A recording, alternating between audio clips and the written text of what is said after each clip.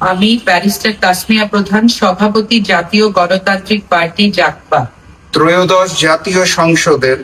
ত্রয়োদশ জাতীয় সংসদের সংরক্ষিত নারী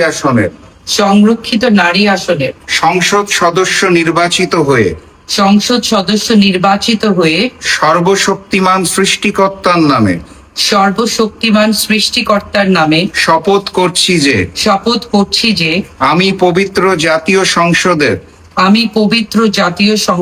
সদস্য হিসেবে আমার উপর অর্পিত দায়িত্ব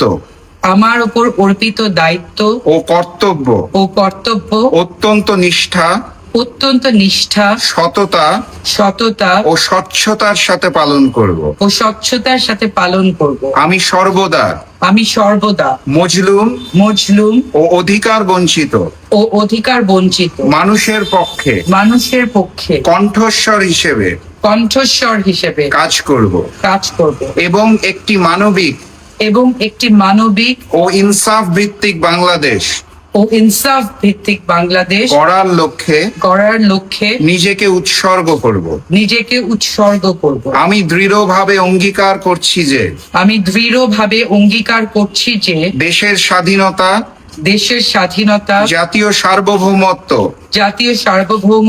এবং জনগণের মৌলিক অধিকার রক্ষায় আমি যে কোনো ত্যাগ স্বীকারে সদা প্রস্তুত থাকব। সকল প্রকার ফ্যাসিবাদ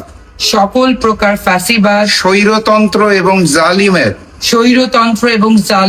অপশাসনের বিরুদ্ধে সংসদে আমার ভূমিকা হবে আপসহীন ও সোচ্চার।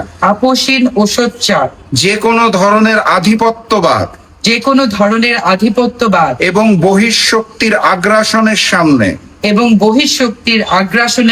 আমি কখনোই মাথা নত করব না।